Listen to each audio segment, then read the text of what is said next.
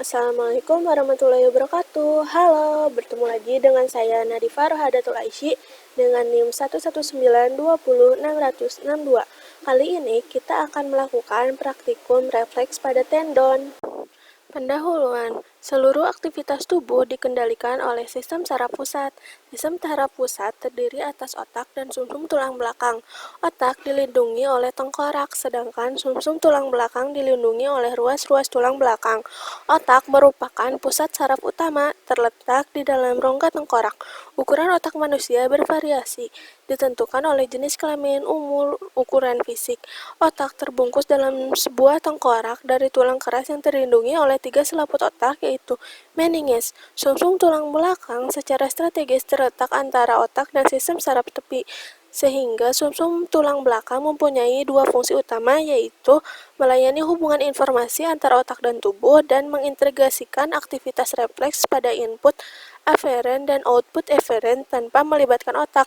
Gerak refleks pada gerak refleks impuls melalui jalur pendek atau jalan pintas, yaitu dimulai dari reseptor penerima rangsang, kemudian diteruskan oleh neuron sensori ke pusat saraf, diterima oleh sel saraf penghubung atau asosiasi tanpa diolah di dalam otak, langsung dikirim tanggapan ke neuron motorik untuk disampaikan ke efektor, yaitu otot atau kelenjar. Alat dan bahan pada praktikum ini, yang pertama alatnya yaitu senter, baik itu senter dalam HP ataupun senter biasa. Yang kedua ada benda berat, lalu ada tutup pena, dan yang ketiga ada kursi.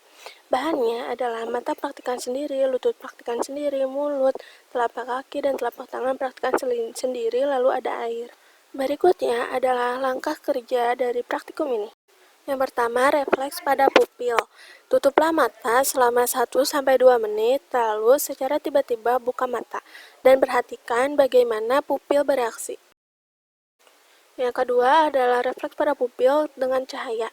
Tutup mata selama 1-2 menit, lalu secara tiba-tiba buka dan senteri mata, lalu amati apa yang terjadi. Selanjutnya adalah refleks akomodasi pandang. Pusatkan pandangan pada tutup spidol, lalu dekatkan dan jauhkan tutup spidol. Setelah itu, amati apa yang terjadi pada mata ketika benda jauh dan dekat. Selanjutnya adalah refleks menelan. Pertama-tama telan air liur, lalu setelah itu minumlah air dan kemudian telan air liur kembali. Rasakan apa perbedaannya. Selanjutnya adalah refleks pada telapak tangan. Jatuhkan benda lalu lihat apa yang terjadi. Selanjutnya adalah refleks pada patella. Duduk dengan kaki menggantung lalu mintalah seseorang untuk menepuk patella. Lalu lihat apa reaksinya. Refleks pada telapak kaki. Mintalah seseorang untuk menggelitiki kaki lalu lihat reaksi.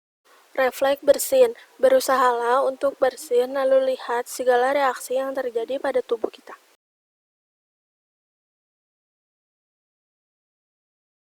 Berikut adalah pembahasan refleks pada pupil. Pada saat menutup mata, keadaan menjadi minim cahaya. Pada cahaya redup, saraf simpatis merangsang otot polos radial dilator pupil untuk berkontraksi dan memperbesar ukuran pupil dilatasi. Ketika mata dibuka secara tiba-tiba, cahaya akan langsung masuk ke dalam mata. Pada rangsangan cahaya terang, serat saraf parasimpatis merangsang otot polos sirkular untuk berkontraksi dan menyempitkan ukuran pupil.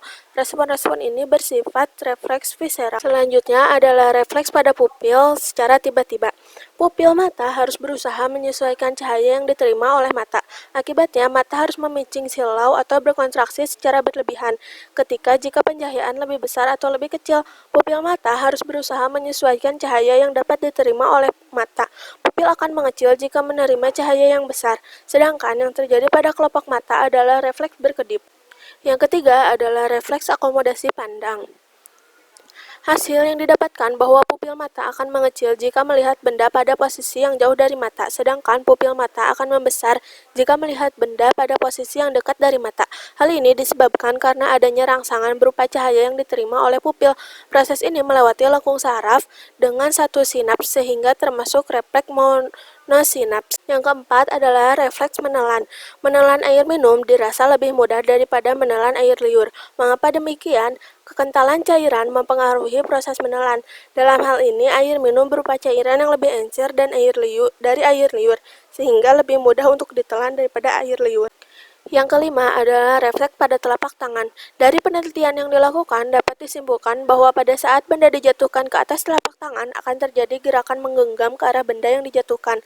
Hal ini disebabkan karena terjadinya gerakan refleks yang disebabkan oleh saraf parasimpatik.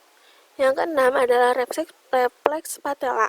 Otot-otot extension lutut adalah M. quadriceps femoris yang membentuk anterior paha dan melekat di tibia atau tulang kering, tepat di bawah lutut, mengenai tendon patella. Pengetukan akan secara pasif meregangkan otot-otot quadriceps dan mengaktifkan reseptor-reseptor gelondongnya. Refleks renggang yang terjadi menimbulkan kontraksi otot ekstensor ini sehingga lutut mengalami ekstensi dan mengangkat tungkai bawahnya. Yang ketujuh adalah refleks pada telapak kaki. Refleks jari kaki adalah gerak refleks yang terjadi pada daerah jari-jari kaki. Pada pengamatan tersebut terdapat perubahan refleks setelah menggelitik telapak kaki pada jari-jari kaki berupa gerakan. Hal ini disebabkan karena pada telapak kaki terdapat reseptor berupa alat Merkel yang pada ujungnya terdapat terminal saraf menyerupai cagak yang menopang sel epidermis. Refleks ini melibatkan banyak efektor yang ikut bergerak karena banyak melibatkan sinaps sehingga refleks ini termasuk pada refleks polisinaps. Yang kedelapan adalah refleks bersin.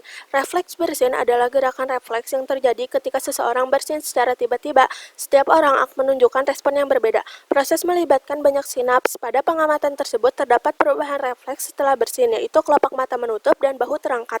Hal ini terjadi dari jalur respon eferen menuju pusat saraf yang kemudian berhubungan dengan sinaps lain yang kemudian melanjutkannya atau menyampaikan reaksi melalui saraf eferen ke efektor.